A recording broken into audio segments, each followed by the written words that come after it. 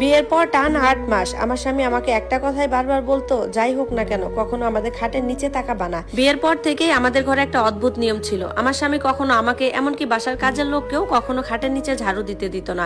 সে বলতো ওটা নাকি খুব পবিত্র জায়গা। আমি তাকে ভালোবাসতাম তাই কখনো প্রশ্নও করিনি। সে আমাকে কোনো কিছুর অভাব রাখিনি, দামি গাড়ি, সোনার গয়না, ডিজাইনার ব্যাগ, এমনকি মানুষের আসল চুলের উইগও কিনে দিত, আর যার দাম আমার মায়ের কয়েক মাসের বাসা ভাড়া সমান হতো। আমি মনে করতাম পৃথিবীর সবচেয়ে ভাগ্যবতী মেয়েটা মনে হয় আমি। বিনিময়ে সে শুধু একটা কথাই চাইতো, আমি যেন কখনোই খাটের নিচে না তাকাই। বলতো তার দাদু সেখানে পূর্বপুরুষদের শক্তিশালী এক তাবিজ লুকিয়ে রেখেছেন, কোন স্ত্রী যদি সেটা দেখে ফেলে তাহলে নাকি সংসার ভেঙে যাবে।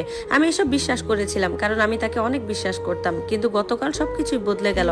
সকালে তৈরি হওয়ার সময় হঠাৎ আমার হীরার দুলটা হাত থেকে পড়ে গেল, গড়িয়ে গড়িয়ে সেটা সোজা খাটের নিচে চলে গেল। আমি কিছুক্ষণ স্থির হয়ে বসে রইলাম, স্বামীর সতর্ক কথাগুলো বারবার মনে পড়ছিল, কিন্তু এত দামি দুল হারানো ভয়ও কম ছিল না। শেষ পর্যন্ত ফোনের ফ্ল্যাশ লাইট জ্বালিয়ে হাঁটু গেড়ে নিচের দিকে তাকালাম।